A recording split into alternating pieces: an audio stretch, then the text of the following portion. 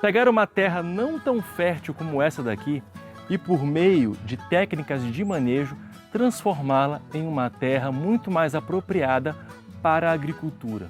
Bom, isso é algo que a gente vê com muita naturalidade hoje em dia. A gente faz aqui na fazendinha, é possível que você faça aí em nossa casa, adicionando fertilizantes na sua terra para poder plantar as suas hortaliças. Mas hoje eu trouxe a história de uma terra que teve uma origem quase que acidental e se tornou uma das terras mais férteis do planeta.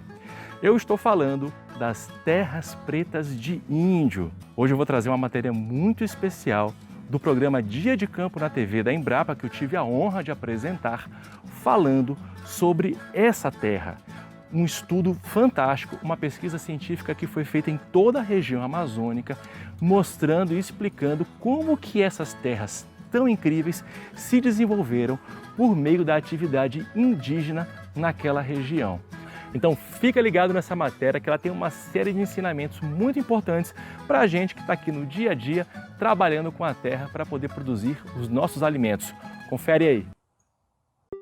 E agora você vai conhecer um pouco sobre um dos solos mais férteis do mundo, as terras pretas de Índio, e vai descobrir como os antigos povos da Amazônia construíram esse solo que ao longo dos anos foram modificando a paisagem. Acompanhe na primeira reportagem. Estão entre os solos mais férteis do mundo. Estudos indicam que sua formação está associada ao manejo de resíduos feito pelos povos que viveram na Amazônia há milhares de anos. Nas aldeias, ao longo do tempo, a mistura de cerâmicas, restos vegetais, ossos de animais e outros resíduos orgânicos foram sendo carbonizados e incorporados ao solo. Um dos sinais disso é a terra de cor escura, rica em matéria orgânica, pedaços de biocarvão e fragmentos arqueológicos que remetem a grandes assentamentos de populações humanas que existiam na região no passado. As terras pretas fazem parte do início das observações sobre a Amazônia, feito pelos conquistadores espanhóis, que desceram no rio Solimões e Amazonas pela primeira vez em 1541. E eles comentaram, aqui perto de Manaus, sobre grandes aldeias ao longo dos barrancos do rio Solimões. Algumas aldeias de 4, 5 quilômetros de extensão. E antes de que uma aldeia desaparecia atrás do barco deles, uma outra aldeia estava visível à frente. Okay? Então, estamos falando de grandes concentrações de populações humanas na época da conquista da Amazônia. Okay? E mais tarde, pessoas começaram a observar que a população indígena desapareceu e a população cabocla estava aparecendo, e a população cabocla sempre quer ocupar estas áreas que antes eram dos índios. E por quê? É porque os caboclos sabiam que dava para plantar qualquer coisa nessas áreas.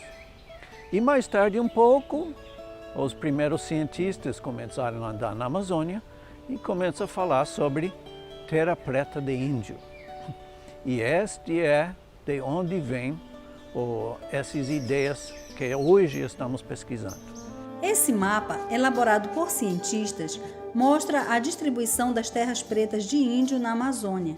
Os pontos negros indicam a presença de sítios arqueológicos, distribuídos ao longo dos principais rios e também no interior da floresta. As manchas de terra preta ao longo dos Solimões e do Amazonas, do Rio Madeira, etc., é como um colar de pérolas, onde o rio é colar e cada mancha de terra preta é uma pérola, devido às suas qualidades para plantar e para viver. Clement faz parte de grupo de pesquisa em ecologia histórica e etnobotânica, cujos estudos ajudam a entender a influência humana na paisagem amazônica. É muito interessante ver como uma paisagem ao redor de uma mancha de terra preta e sua mancha de terra mulata e seus solos ao redor, tudo essa paisagem foi domesticado pelos índios e está sendo redomesticado pelos caboclos. E então, esse é que nosso grupo está vendo. Vemos um padrão na paisagem de círculos concêntricos, onde o círculo no centro é terra preta de índio. Próximo anel é terra mulata. E depois são as florestas mais manejadas. E um pouco mais longe, florestas cada vez menos manejadas, até você chega na área de influência do próxima comunidade. Lembra que falamos do metáfora de um colar de pérolas, ok?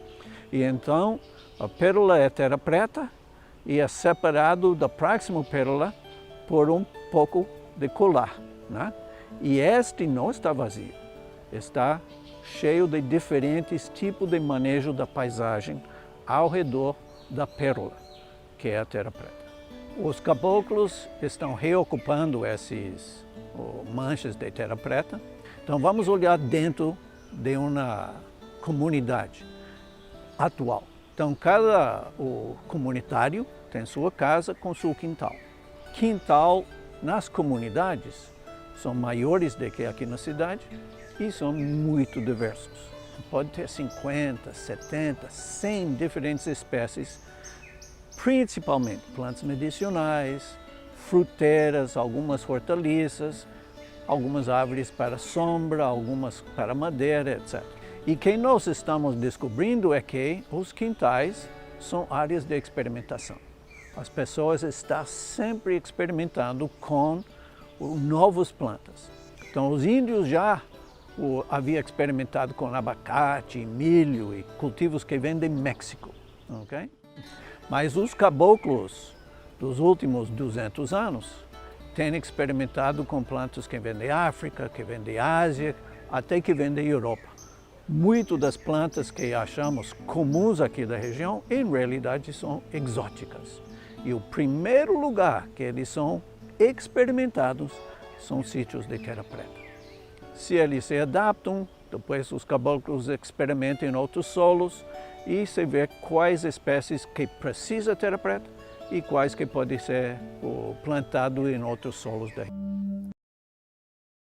E na segunda reportagem você vai ficar por dentro de mais detalhes sobre a fertilidade da terra preta de índio, conhecer algumas características e saber por que os cientistas estão tão interessados nesse assunto. Confira! Estamos no campo experimental da Embrapa, em Iranduba, no Amazonas, onde existe mais de 30 hectares de solo de terra preta de índio. O pesquisador Venceslau, da Embrapa Solos, vai explicar para a gente e mostrar algum desses perfis. Vamos lá? Vamos lá. Esse aqui é um perfil bem típico das terras pretas de índios da Amazônia, né? E essa região aqui já foi datada. Esse solo tem mais de 1000 anos antes do presente. Qual o interesse da Embrapa em estudar esses solos de terra preta de índio? Esses solos são solos extremamente férteis numa região onde os solos não têm essas características. E esse solo foi criado pelo homem. Nós estamos tentando entender como ele foi criado para tentarmos reproduzir solos com características similares. Então, aqui tem uma diferença bem nítida, né? Pela cor. Quais são as outras características da terra preta de índio? Cíglia, uma característica típica da terra preta de índio é essa grande espessura desse horizonte escuro, da terra preta, que contrasta com esse horizonte amarelo aqui.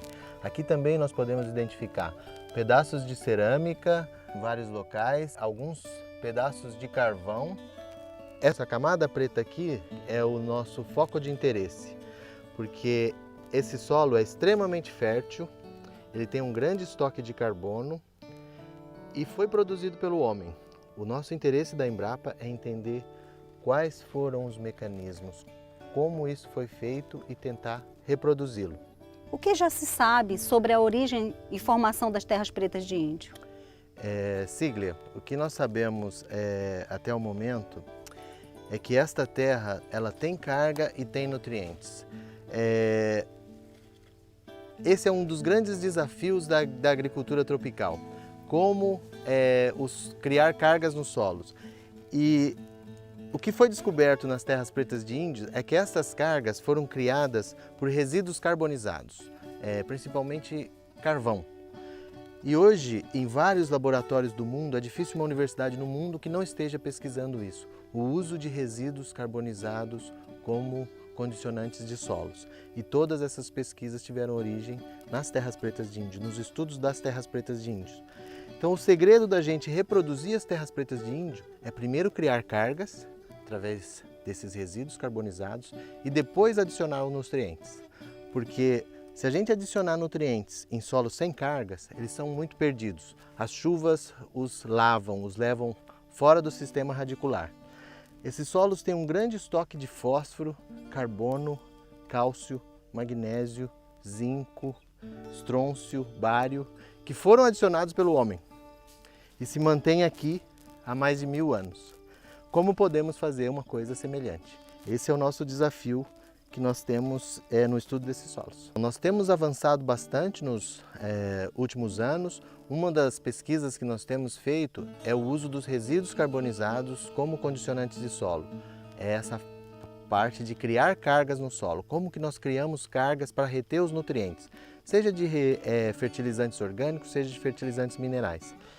E isso é através da carbonização de resíduos, que pode ser carvão de madeira, carvão de bagaço de cana, carvão de casca de amendoim, um resíduo que você tiver.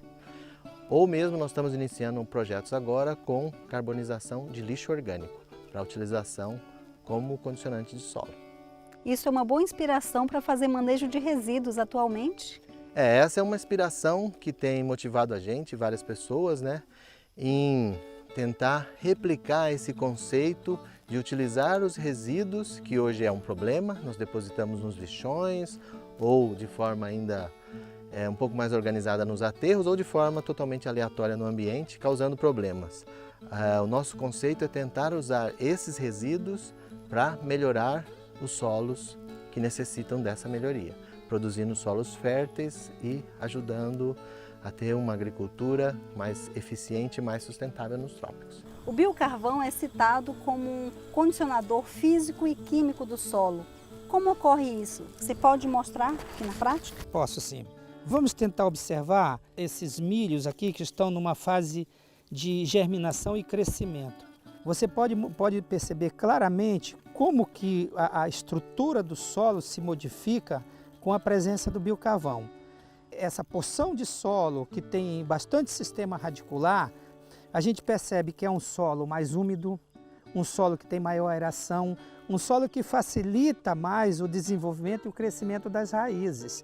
Além do próprio carvão que tem aqui, ele também tem cinzas. E essa cinza, ela contém grande quantidade de cálcio, magnésio, potássio e também contém alguns compostos que são comparáveis como se fosse um calcário para corrigir a acidez, como seriam os silicatos, os óxidos de cálcio, os hidróxidos de cálcio. Quer dizer, não tem grande quantidade comparado com esses fertilizantes industriais que a gente compra, mas ele é o suficiente para melhorar toda essa estrutura do solo, diminuir a compactação, armazenar água. A gente nota muito claro que os tratamentos que receberam as maiores doses de biocarvão, o solo é mais úmido, retém mais água. Você sabe que a fertilidade do solo, ele é um conjunto de fatores, O solo, para ser fértil, ele tem que ter nutrientes, tem que ter água, tem que ter ar, Ele tem que ser bem estruturado, E dá condição o quê? Dá condição para a planta desenvolver o sistema radicular e também para a biota do solo, em termos de macro, micro e mesofauna. E o biocarvão, ele consegue fazer tudo isso, contribuir com todos esses fatores. Eu considero que isso aqui nós tivemos um progresso muito grande. Se você for considerar toda a evolução desse experimento com a produção de biomassa e a produção de grãos, especialmente no terceiro e no quarto plantio de milho, eu considero que nós estamos avançando para tentar, no futuro, fornecer uma tecnologia para a pequena propriedade rural na Amazônia, fazendo essa combinação dos conhecimentos tradicionais com algum pouquinho de tecnologia moderna. Várias formas de uso do biocarvão vêm sendo testadas. Neste outro experimento, também baseado na terra preta de Índio, O desafio é aumentar a disponibilidade de fósforo para castaneiras. João, qual a inspiração para essa pesquisa com o uso do biocarvão para a melhoria do solo?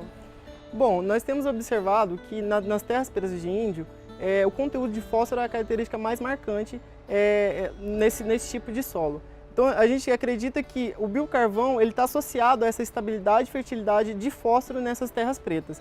Então o objetivo é a gente tentar reproduzir isso que a gente enxerga lá, aqui nos altossolos amazônicos. A importância disso é que cerca de 90% do fósforo que é aplicado na agricultura, usado como insumo, ele é indisponibilizado, ele é absorvido e fixado pelo solo. Então a gente acredita que usando o biocarvão ele melhora essa disponibilização e evita esses processos químicos do solo. Você pode demonstrar como usa o biocarvão no preparo do solo para a castaneira? Sim. O biocarvão ele foi triturado, ele foi primeiro pirolizado, queimado e triturado. Então eu vou demonstrar aqui o uso de 40 toneladas por hectare, que é o tratamento médio que a gente tem. Então a gente adiciona e a gente vai revolver. Revolve na camada arável primeiro, de cima, e vai adicionando até chegar nas 40 toneladas, que é cerca de 400 gramas. Ok? Aí é revolvido todo esse biocarvão juntamente com o solo, já com fósforo adicionado.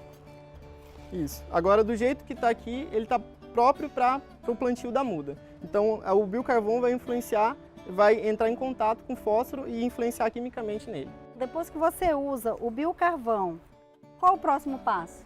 Bom, o próximo passo é o plantio, só que esse vaso aqui ele não está apto para o plantio porque não está úmido. Então a gente vai usar outro vaso para a gente realizar o plantio. Nesse vaso aqui ele já está com umidade em cerca de 70% e adicionado o biocarvão e o fósforo. Então só falta o plantio da muda. A gente tira essa parte plástica. O ideal é tirar todo esse solo que vem do substrato. Aí a raiz fica mais ou menos assim. Só realizar o plantio.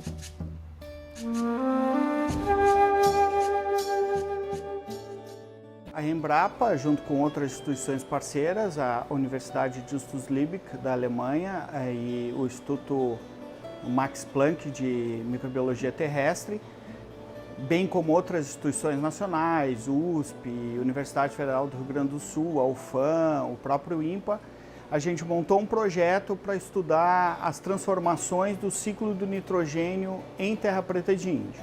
Esse projeto foi custeado pela FAPEAM e pelo CNPq. O que a gente está tentando é elucidar o funcionamento, principalmente do ciclo do nitrogênio em terra preta de índio. A gente tentar saber como ele funciona, quais os micro-organismos envolvidos nesse ciclo, e no futuro, com base nesse conhecimento, tentar desenvolver estratégias para diminuir as emissões de gases de efeito estufa, com destaque para esse óxido nitroso. A gente identificou bactérias metanotróficas que estão relacionadas indiretamente ao ciclo do nitrogênio também, e observou o que dessas bactérias? Que a diversidade delas em terra preta de índio é maior do que num argissolo, que é o solo próximo às nossas áreas de pesquisa. A gente observou também que essa diversidade dessas bactérias é maior em floresta do que nas áreas cultivadas com mandioca, E essa diversidade também é maior na floresta do argissolo. À medida que a gente vai fazendo o cultivo, essas bactérias, a população delas vai diminuindo no solo. Então pode ter um impacto futuro sobre a emissão de metano, que é um gás de efeito estufa, e consecutivamente afetar os processos de aquecimento global.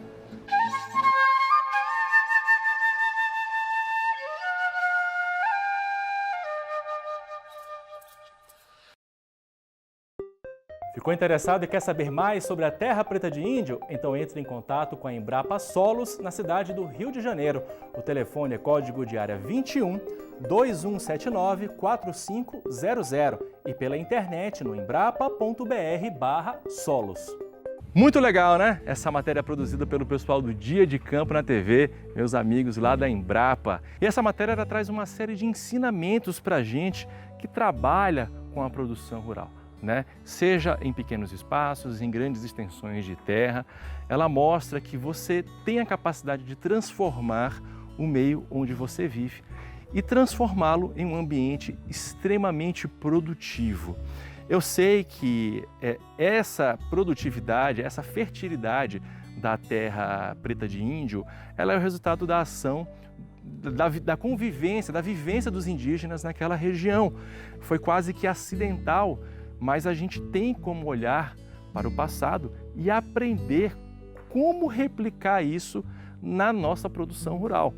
É o que a gente tenta fazer um pouquinho aqui, né, no nosso projeto, que é pegar, por exemplo, essa terra vermelha aqui, que é uma terra mais argilosa, talvez um pouco ácida, talvez não tão fértil, e por meio de técnicas de manejo, transformá-la em uma terra mais adequada para poder produzir as nossas hortaliças, né? E aqui no canal que vocês têm acompanhado a gente, vocês têm visto que a gente está conseguindo sim transformar esse nosso pequeno espaço aqui de pouco mais de 100 metros quadrados em um espaço bastante produtivo, né? Estamos aqui com batata doce, mandioca, ervas, temos aqui temperos, temos, ou enfim, uma série de hortaliças. Ah, deixa eu mostrar aqui, ó.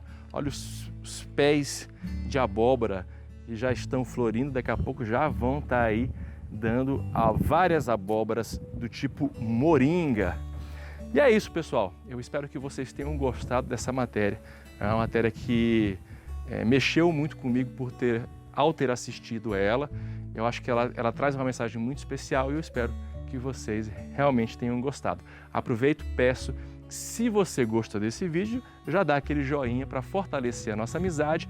E se você não for inscrito no canal, rapaz, se inscreve no canal, assim você não vai perder nenhum dos vídeos mostrando o passo a passo da montagem do nosso mini sisteminha e tudo sobre curiosidades do meio rural, técnicas de cultivo, enfim.